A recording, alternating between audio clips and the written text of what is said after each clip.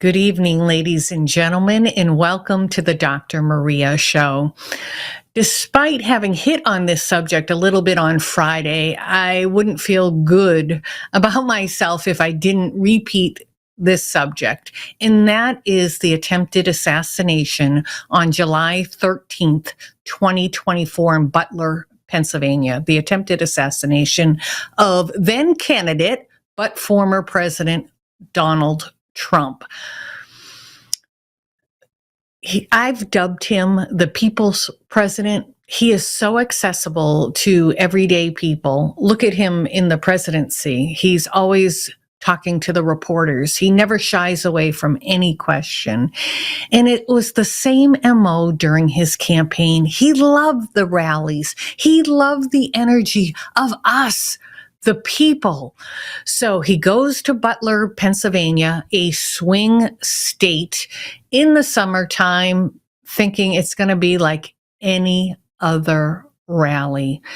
Well, whenever you have a presidential detail or a presidential candidate detail, there's always collaboration between local police, maybe state police, and the Secret Service. So right from the get-go, communication in what they call the field advance, somebody goes out to the site earlier than the rest of the team to look around, look at the layout, work with the local police. So the advance team and the local police, something didn't seem right. Just watch this, clip one. Command. Is he down? I don't know. 5036, go ahead. I need 5036, 5030. Start towards the farm show. I f***ing told them they need to post the guys over here. I told them that the Secret Service. I told them that Tuesday. I told them to post guys over here. I have no contact with the line. What? No. I do apologize for that language, and this is post the shooting, but I thought it was important to know local police almost immediately was saying that they communicated to the Secret Service that that area needed to be covered. When you look at ancient civilizations and their borders and their walls around their small city-states, they like to go to a position that gave them an advantage. So if you travel throughout Europe, you'll see fortresses that are high up, maybe up on a hill, a mountain, but it's higher elevation. So local police, seeing that there was buildings where you could get a really good shot at the president, who would be, fairly close and downward, that's a perfect shot for anybody. So post the shooting, this obviously, again, I apologize for the language, but he's upset. He's upset because I told them on Tuesday.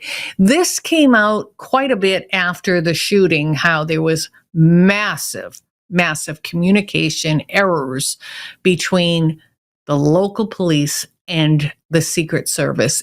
And the Secret Service is responsible for the layout and the protection of presidents, former presidents, candidates once they win the nomination. So moving on, what really bothers me and a lot of American citizens is that rally goers were noticing Crooks.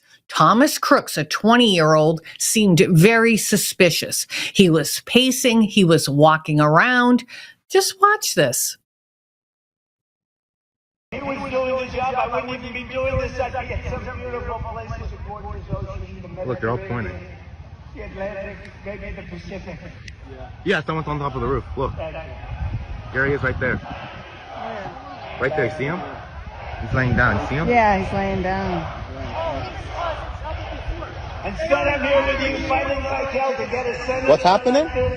And to make sure we take back the violence, because if we do, we're going to make America better than other people. We're going to make it. Yeah, look. And it's There he not is. easy, because we have millions and millions of people in our country that shouldn't be here. Dangerous people, criminals.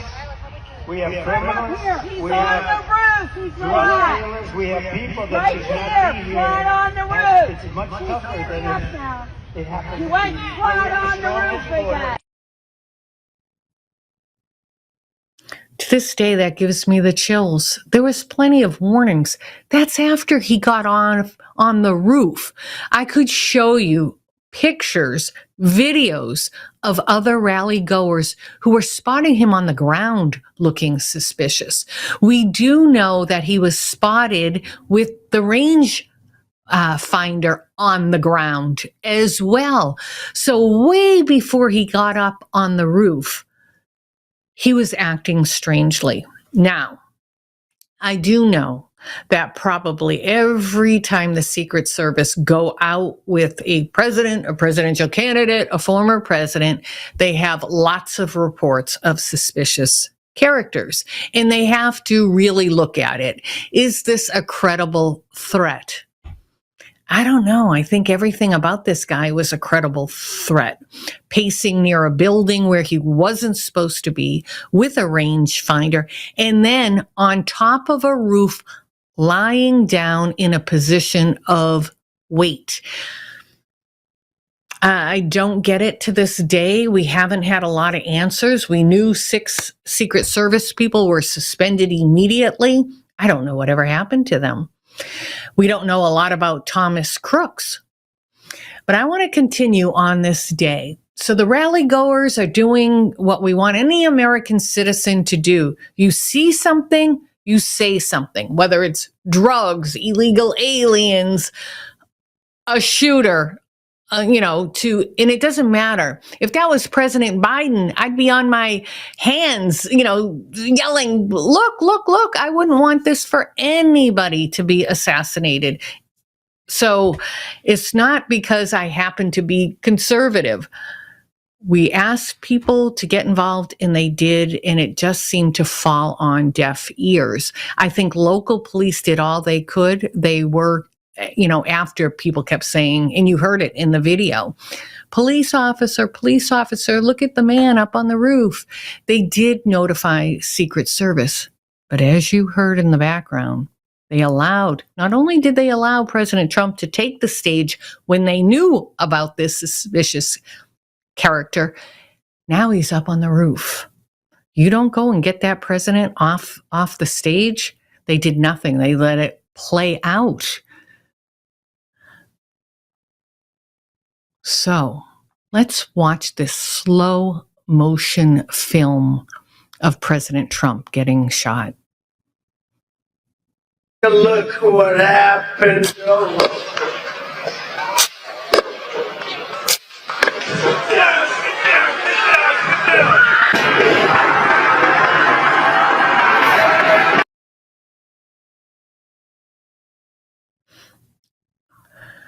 We all know that President Trump was trying to show people about the massive invasion at the southern border. So he had graphics up behind him on a big screen.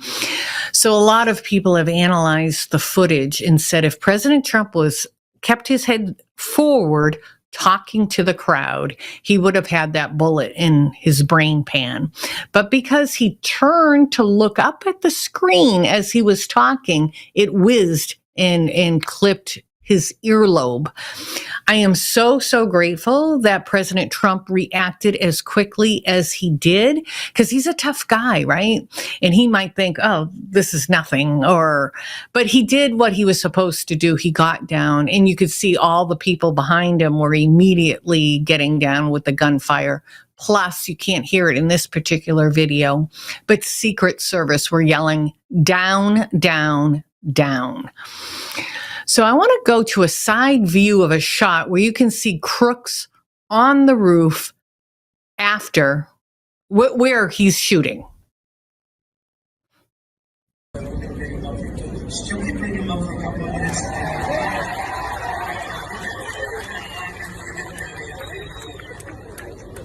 world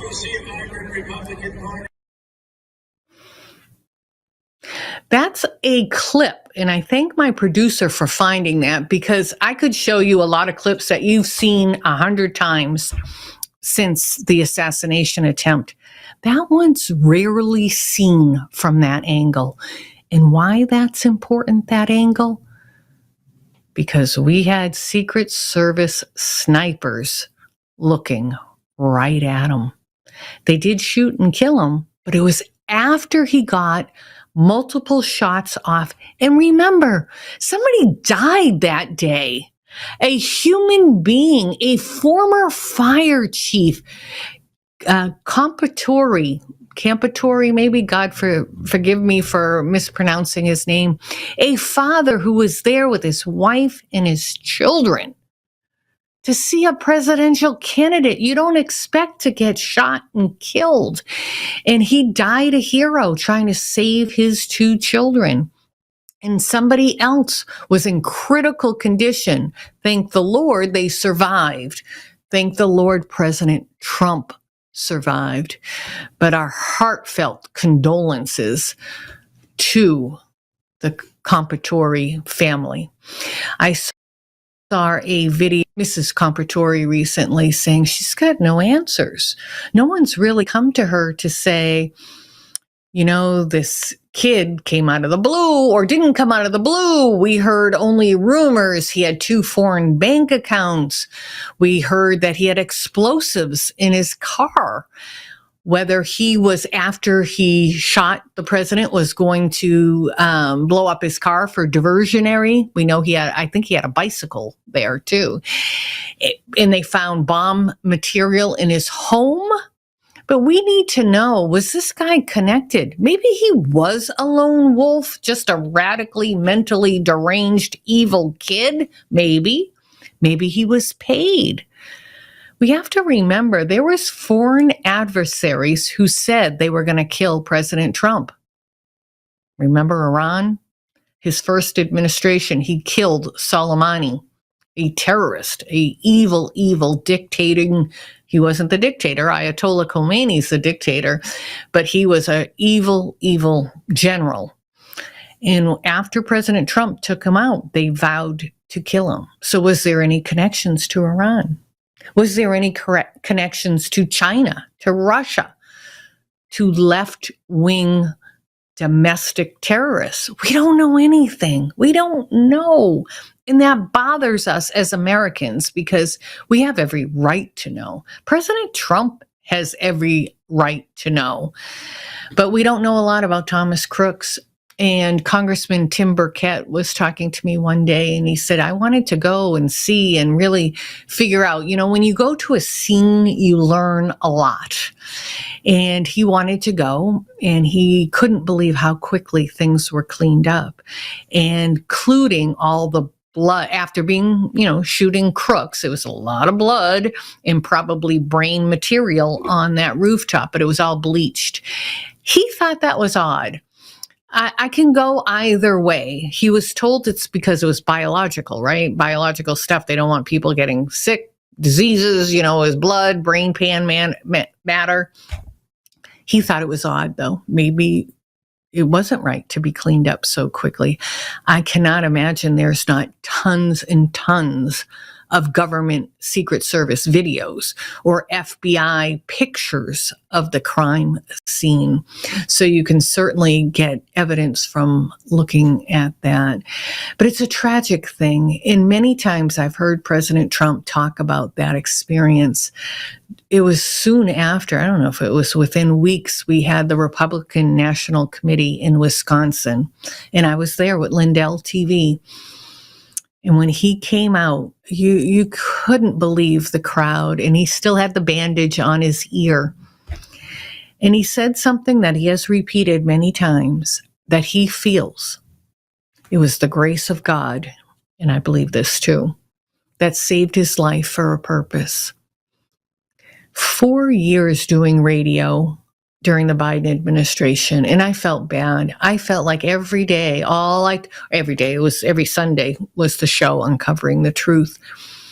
I would talk about the evils, the corruption of the Biden administration, Anthony Blinken, Alejandro Mayorkas, all of them, crooked, hate our country, and the things that they were doing. And I was bringing bad information all the time. And I kept apologizing to my audience.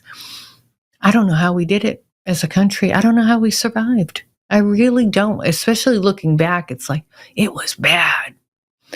So President Trump feels like the good Lord saved him to rectify and save our country. And by saving our country, it's not this abstract thing out there. It's us. It's we the people. This gets very, very little airplay, but what the Department of Justice, the FBI, is doing now to recover the 300,000 missing children under the Biden administration is beautiful. They've already recovered about 10,000 kids, but nobody's playing it, because to play that we recovered those children, you have to admit that during the Biden administration, us, the federal government, the border people, the Catholic charity NGOs helped put children unaccompanied by their parents or any family member into sex trafficking and labor trafficking rings. It's just the truth. But we're going to hopefully cover that soon in the next few weeks. So, President Trump, you made it. You did it. You survived that assassination attempt. And just in September, there was another one at your beautiful golf course where I play golf sometimes in West Palm Beach, Trump International. This guy was a wackadoodle and had a very long history of disruptive behavior and illegal behavior. And another one that ended up in Ukraine. There's a lot of Ukraine connections, I gotta tell you. It's a little scary. But he is here, he's our president, and he keeps moving forward. And a lot of people like to say, and he keeps winning. And when President Trump wins, we all win. So on to another subject. I am a white knuckle flyer, as they call it. I don't like to fly, and I fly all the time. And I put myself through so much anxiety, and it's ebb and flow. Sometimes I get on, I feel good, and I'm perfect. Other times, I don't know what it is that triggers me. And I spend the 1 hour flight, 2 hour flight, 3 hour flight in sheer panic. So much so, I'm always looking at post-disaster debriefings that are done by professionals. And a lot of times it is non-mechanical. It's the pilot error. And of course, there are those that have mechanical errors. But in June, we all watched as Air India took off on a Boeing Dreamliner, only 32-second journey from liftoff to its crash, and it crashed in hospital buildings, unfortunately. Ahmedabad Airport. So I learned this from watching all these post-crash things. All the work pilots do prior to takeoff. There's weather announcements. You look at weather. You talk with the air traffic control. You go through your checklist of everything. You do all this work. You anticipate if there may be some storm clouds either going around it or what you would do. So a lot of work, a lot of geometry, calculus, it is very, very detailed. So you want your pilots always to be fresh and on top of things. Everything seemed normal between the pilot and the co-pilot. And the pilot assigns who does what. So sometimes the co-pilot is assigned pilot flying. And then the captain would be the one that responds to air traffic control, looks at and monitors other things. There's very, very specific duties. But I want to show you the crash footage, which is cut 2. આટલાની સવારી કેટલી થઈ ગઈ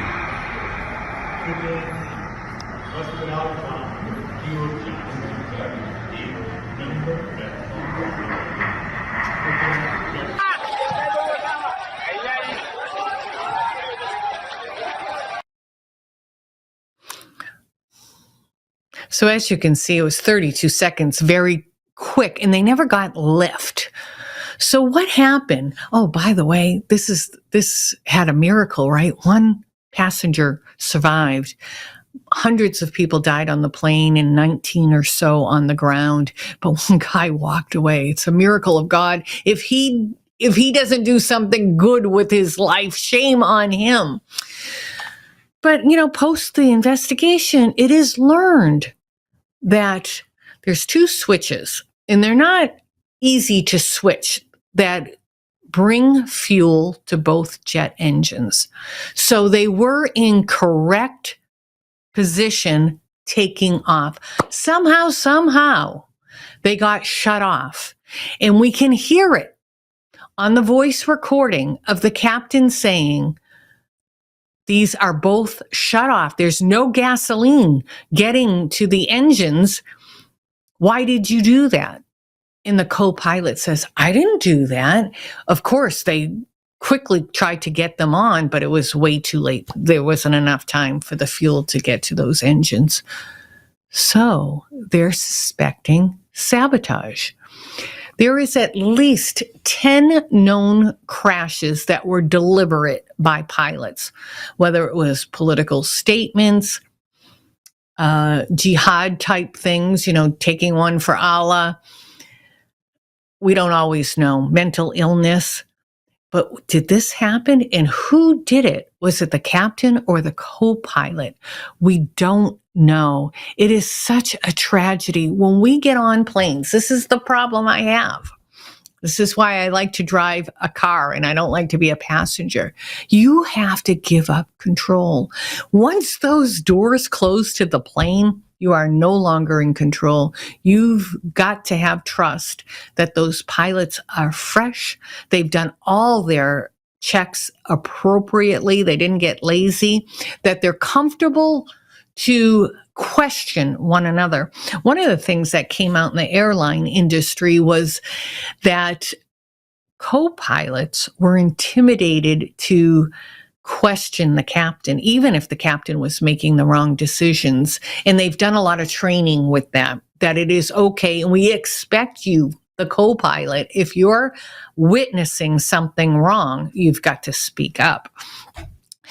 But they're going to have to now investigate, get into the private lives of these two pilots to figure out why.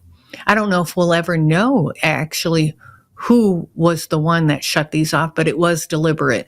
I am told that it is not like, touching a switch and moving it. You've got to literally, look at these pictures. It's just so devastating. And the reason why you think, they weren't that far off the ground. Why couldn't there have been more survivors? You know how much fuel was on that plane? It was so much fuel that it just blew up. And the one person who survived was because where it blew up and the plane separated. So he could see out, and he literally, I don't know if he was knocked out, but he literally walked out of that plane. Here is a little audio right before the crash. Let's see if we can hear it. Let me say last known position. I have no idea. Mayday, I'm going to crash. I think 15, let me say altitude. I'm rolling. Oh my God. Help. Calling Fort Dodge, release the stick. Tragedy, just hearing him scream. Prior to that, we do have the voice recording, and they just came out with that in the investigation, that it was deliberate, that the gasoline was shut off, and it happened in the cockpit. More to come on that. We're going to take a short break, and when I come back, we need to talk about ICE and what is happening to these federal agents who are working on our behalf to give us back safe streets. Stay with me. swollen limbs, joint pain, inflammation, skin aging, and cognitive decline. These are just a few of the awful side effects that you can experience due to poor blood circulation. And popping ibuprofen is not a solution to the pain. It's only temporary relief, and it's only masking the true problem, which is inflammation. Researchers are saying to add this Antarctic super nutrient to your diet. I'm talking about omega-3 fatty acids, but not just any form of omegas. These particular omega-3 fatty acids are sourced from wild-caught krill. Has been shown to support healthy blood pressure, circulation, brain health, as well as reduce inflammation, swelling, and joint pain. For a limited time, you can grab Native Path Antarctic Krill Oil for up to 66% off plus free shipping. Just go to getkrill.com/Lindell right now to get your special offer.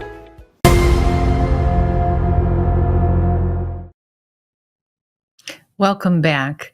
Department of Homeland Security Secretary Kristi Noem has confirmed on X that 319 illegal aliens and 14 minors were arrested at a cannabis farm in Ventura County, California.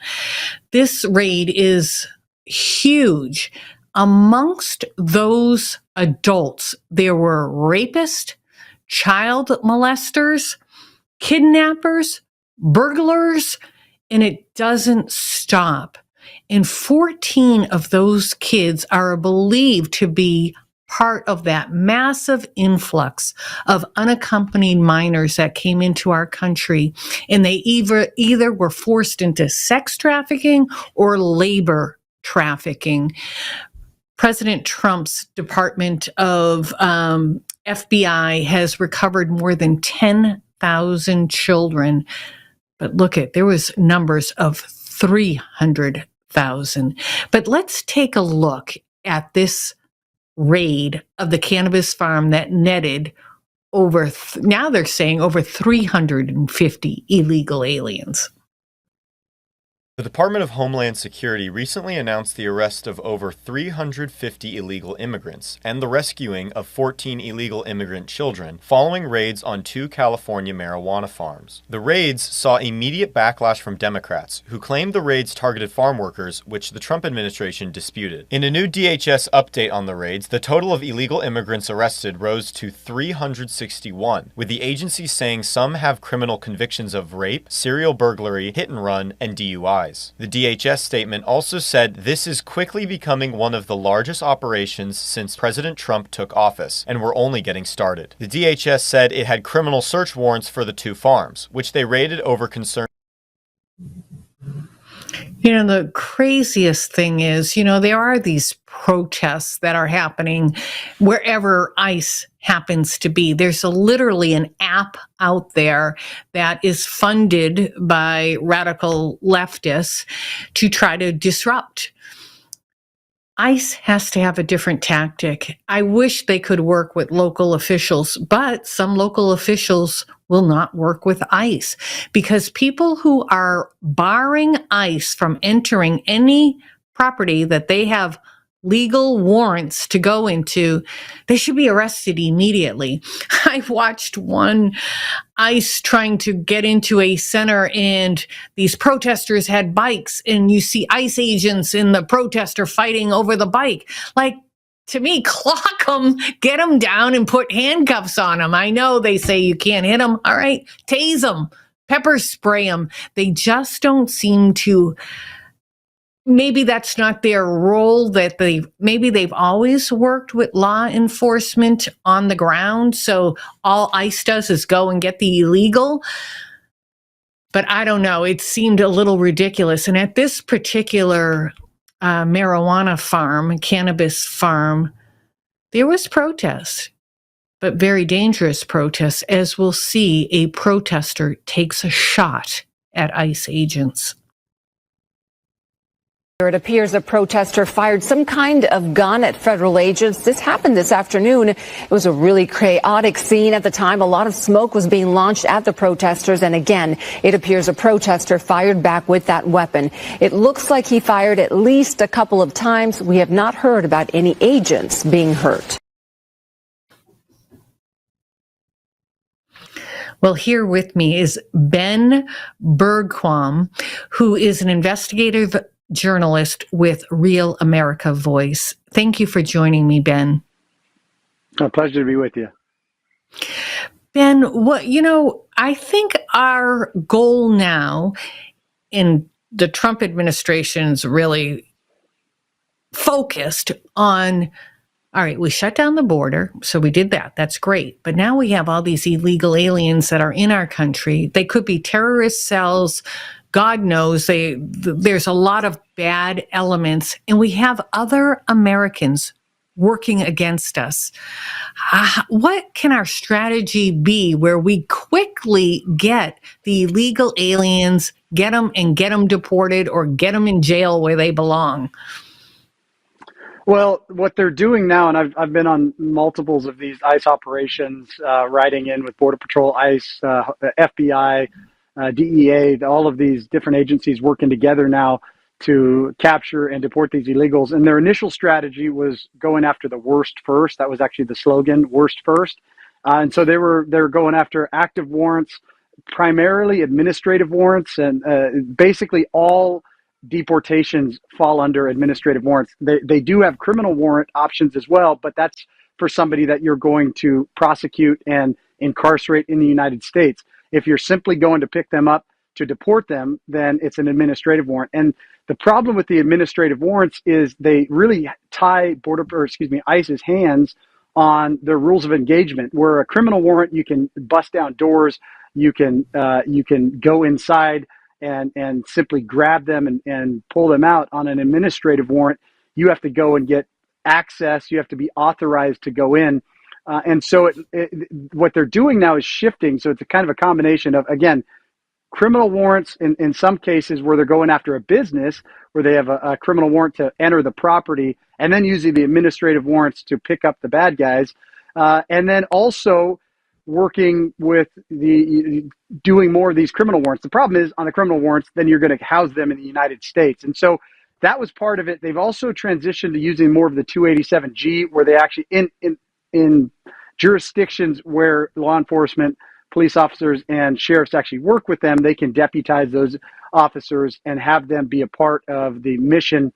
But in places like California, unfortunately, sanctuary state, that's not an option. And so they've transitioned out of just going after the worst first and starting to going after some of these larger businesses that are employing and trafficking in illegals. And what the craziest part about this one in California, this has been going on for years. In fact, the cartels have been operating both legal and illegal grows, and sometimes they're directly operating them. Sometimes they're operating them as the surrogate to the employer to bring the illegals in, and then they charge many of these illegals because they still owe them a debt bondage.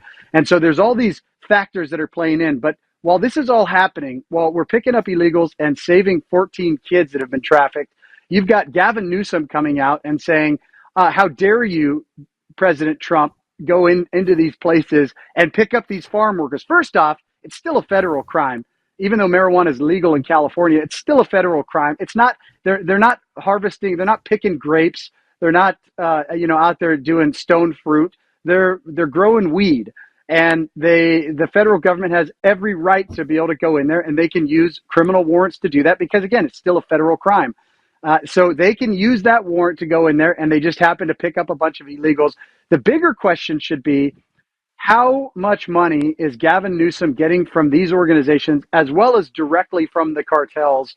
And to answer the rest of your question, he should have already been arrested. I'm praying that we start to see that. Any sanctuary city or sanctuary state politician that is actively obstructing ICE's operations should immediately be arrested. And I'm praying that starts to happen. If that starts to happen, we're going to see, I think, some major change in here. I think we're going to see some of these politicians at least get out of the way. But until that happens, they seem to be emboldened to block ICE and to be a part of activating these protests against ICE, which just makes ICE's job. Well, I appreciate your clarification, Ben, on the different types of warrants. Is obstructing ICE a federal crime? Yes.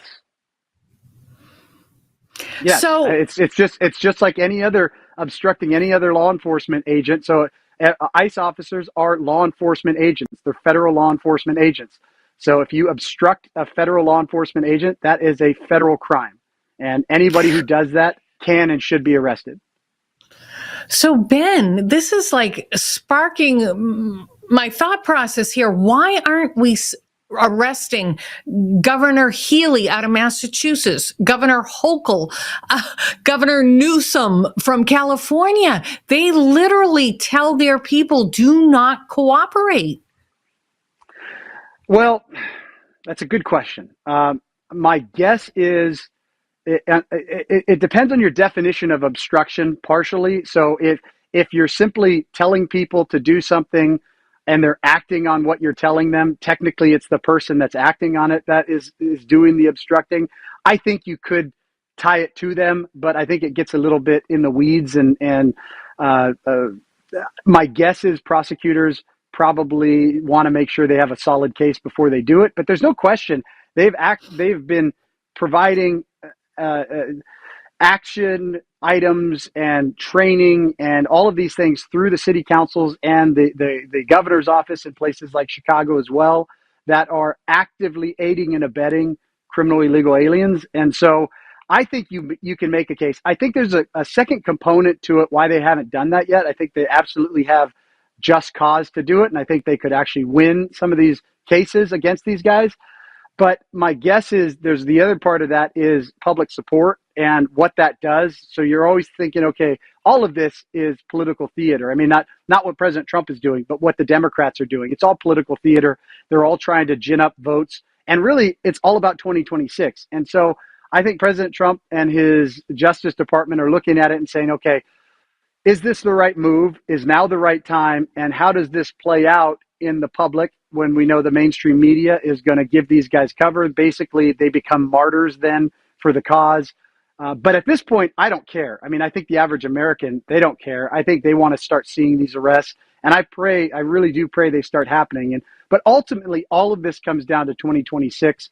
We've got to get more backup for President Trump in the House and in the Senate so that he can actually pass legislation to get these things, some of his executive actions or executive orders as passed as law so that they're permanent. That's the biggest concern I have is everything that we see going on right now, for the most part, other than the bill that gave ICE a heck of a lot more money, everything that President Trump is doing is being done under executive order. And that obviously can be undone, which is what we saw under Joe Biden, where he basically undid everything President Trump did. And we saw the largest invasion in our country's history. So all of this, all of these variables are playing into it. But there's no question about it. I think they absolutely have justification in many of these cases to arrest those politicians.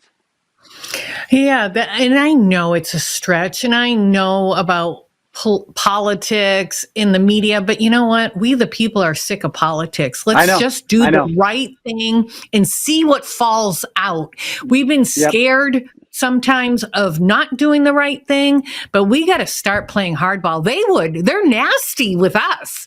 They go after us. It's even worse. They go after us for nothing. This would actually be justified. They indicted President Trump. They impeached President Trump for nothing twice. They indicted him. They found him guilty. They convicted him in that kangaroo court in New York. And so far, other than the two judges that were actively working to obstruct ICE in their courtrooms, they haven't made any arrests. And so, I am in contact with the Justice Department and people in the Justice Department. And what I'm hearing is stay tuned, that some of that is coming. But you're right. The American people, they want to see it now. They want to see these people arrested. There are so many traitors in our own government that have been allowed to get away with this, that the American people deserve it. And honestly, that's the end. I mean, in the end, this is a national security issue. When you have traitors, I'm concerned about the illegals. I'm more concerned about the traitors in our own government, in politics, in the media, as well as the activists in the NGOs that are aiding and abetting the destruction of our country. And until we deal with that, we're in major danger as a nation. I agree with you. And I think it was Thomas Jefferson who foresaw that our government, even though they tried to put in checks and balances, that our government, if the tyranny ever got too much, maybe that tree of liberty needs to shed a little blood from now and then. And I'm not asking for violence, not in the least bit. We do it through our voting. We get out bad people through our voting, but we saw such massive fraud and cheating in 2020. We're no longer that secure about the election. And I feel I'm shifting a little bit here, Ben, but I am hearing from my sources that there is going to be an investigation into the 2020 election. Do you know anything about that? Yeah, John Solomon of Just the News from our network actually broke this over the weekend. They haven't released everything yet, but there appears to be a massive investigation that it originates from the Crossfire Hurricane, all of the Russia collusion, hoax, and really treason that went along with that, sedition, treason that went along with that. But it ties all the way through. Potentially, it could go all the way through the elections of 2020, as well as even the Epstein debacle that we see going on right now. And so I'm really hoping that happens, that they can tie it all, because it's all the same enemies. It's the same foreign agents. It's all of the same foreign governments involved with stealing the elections and enemies within our own government that are working to steal the election. And by the way, I mean, when Thomas Jefferson says that, I am not opposed to the shedding of blood when they're traitors. That's why we have the death penalty for traitors. And when you are working to destroy our country, that's the penalty. It's death. That's the maximum penalty. There are others, but maximum penalty is death. And there's a reason for that. Our founders understood that those people are a clear and present danger to this nation, and that's the justified penalty for that action. And so we'll see what ends up happening with it, but no doubt we definitely need the investigations. We need to see massive prosecutions, justified prosecutions, not political prosecutions like we saw under Joe Biden's regime, but ones that actually make sense and are following the Constitution and putting the American citizens first. That's just, if we don't see that in the next 3 years, I am very concerned. And really in the next year before the 2026 elections, I am very, very concerned for the future of this nation. And I still am, because I still don't trust our elections, as you mentioned. I agree. I don't trust our elections, nor do I trust all of our government officials. Yes, I trust President Trump, but there's a lot of people who work in the federal government, hundreds of thousands of people who, some of them stay through every administration, and I call them bottom feeders. They just do whatever they want. I always said, Ben, in between the time that President Trump won the election in November till he actually took the oath of office, I said the shredding machines are working overtime in the federal government right now. And we're seeing that. My sources in the FBI are saying things that they would think that they could find are suspiciously missing. And even Doge, when Elon Musk and his team did an interview, I think it was with Jesse Waters, one of them said that they could see that files were massively deleted. They were able to get them back because they were very tech savvy.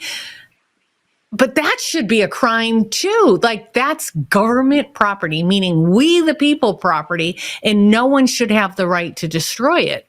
But what we're seeing, Ben, and because I feel like we're brother and sister in the same cloth here, we don't see that much accountability.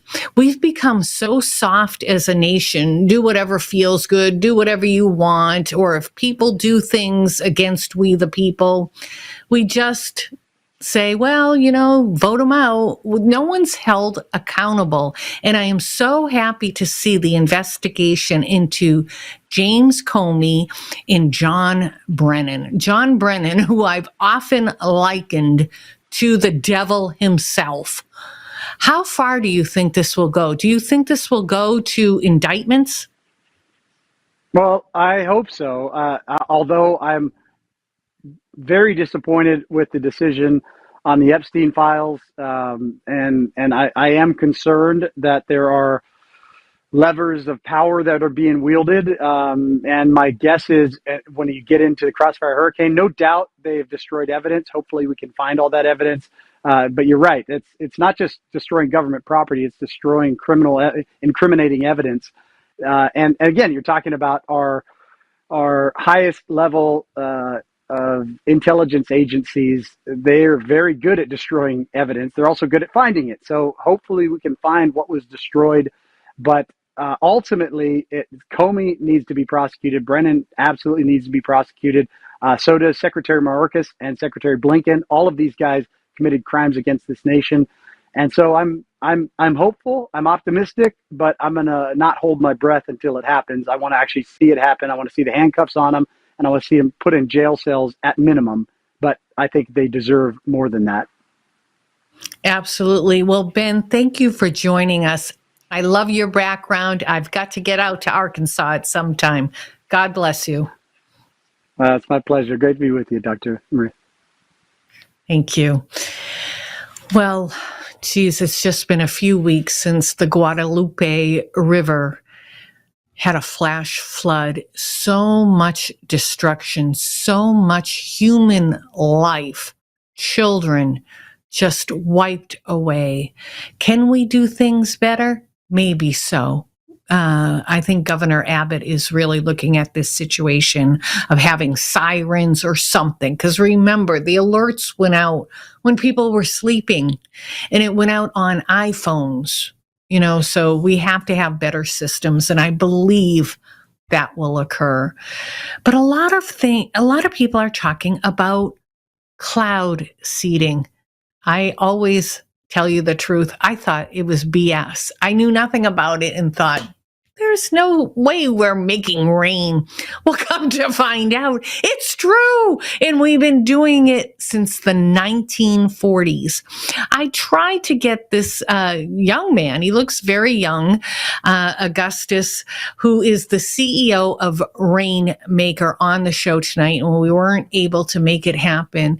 So I have a interview here that I think will answer some of your questions. Just watch.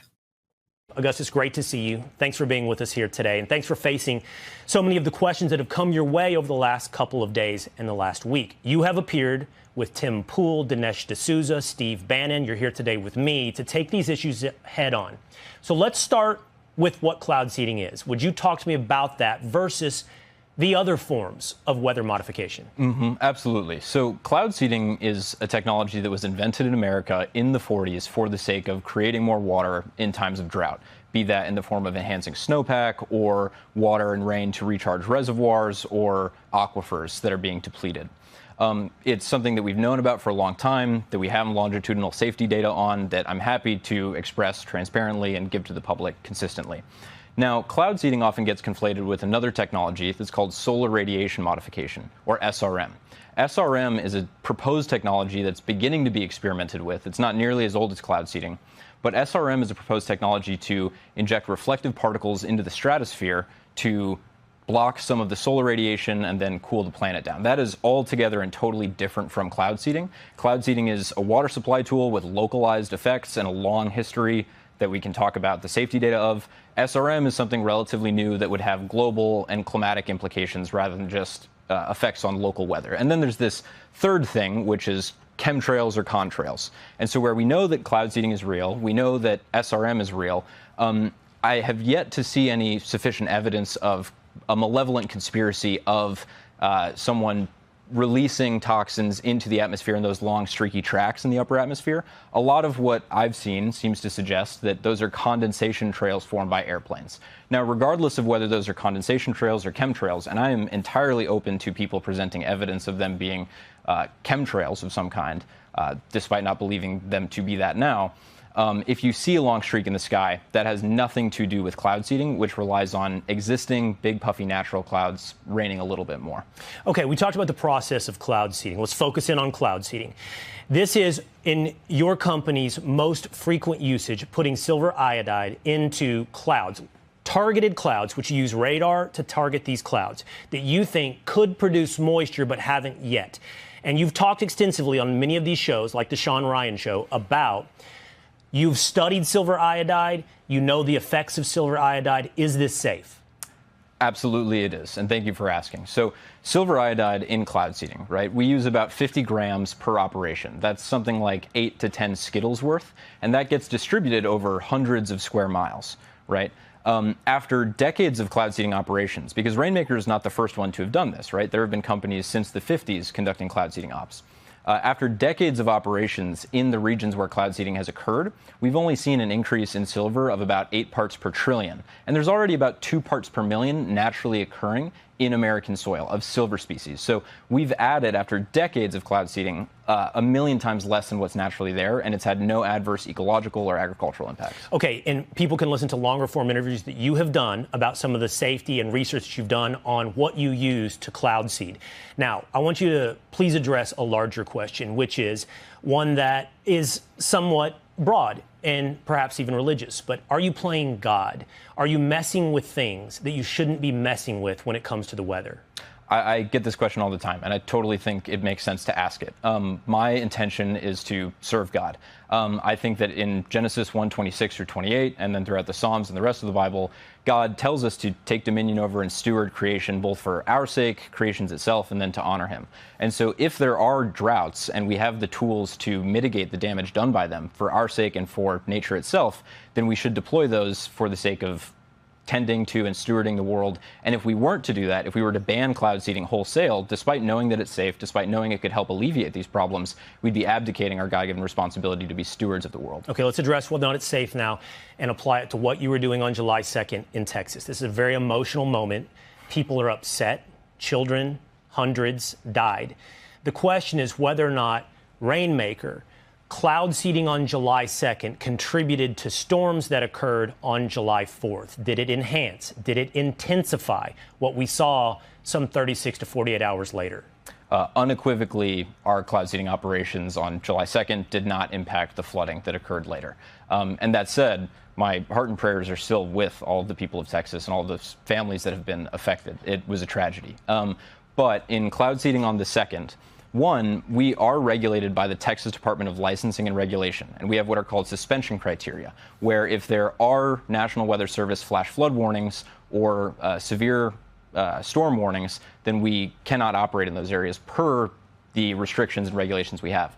Our meteorologists actually proactively suspended operations a day before the National Weather Service issued a flash flood warning. So we were ahead of the curve there, and then even so, the precipitation that we induced, right? Like the very best operations can produce tens of millions of gallons of precipitation over hundreds of square miles. That is de minimis relative to the remnants of the tropical storm that came in and dumped trillions of gallons of precipitation. So you were able to produce, in short, something like this much rain, less than a centimeter of rain, and the flood itself, the storms themselves, it filled up a 20-foot pond, an Olympic-sized pool, 20 inches of rain. Mm-hmm. And so your argument is, if anything, we contributed the tiniest bit. I want to end with one somewhat scientific but skeptical question that I think you're ready to answer. I've listened to hours and hours of your content and read about Rainmaker. And the question is the silver iodide that you put into the atmosphere localized to one cloud capable of remaining in the air? And as a new storm system moves in, supercharging that storm system. Could that have happened in Texas? So supercharging, no, absolutely not. Remaining in the atmosphere, no, not that either. When you seed the clouds themselves, when you disperse the silver iodide into it, and then it precipitates, that aerosol, that particulate precipitates down and out within the course of hours. Now, if you were to just disperse aerosol into open air, then it could persist longer. But one, we were seeding clouds rather than dispersing it just in the open atmosphere. And two, any amount that would have remained in the ensuing days and hours from our operation would have been so radically diffuse that it have been lower in concentration than just the background dust. So it either produces rain within an hour or two, or it dissipates within, I've heard you say, something like 12 to 20 hours, meaning some 36 to 48 hours once the storm moves into Texas, your silver iodide would no longer be part of the equation? No, not at all. All right. Well, welcome back. Hopefully you have learned something. He also mentions that there's a whole other company that doesn't do cloud seeding. They're manipulating stuff in the stratosphere. So we need to learn more about that as well. One of the questions Will Keane did not ask is, who paid for you to work in that area on July 2nd?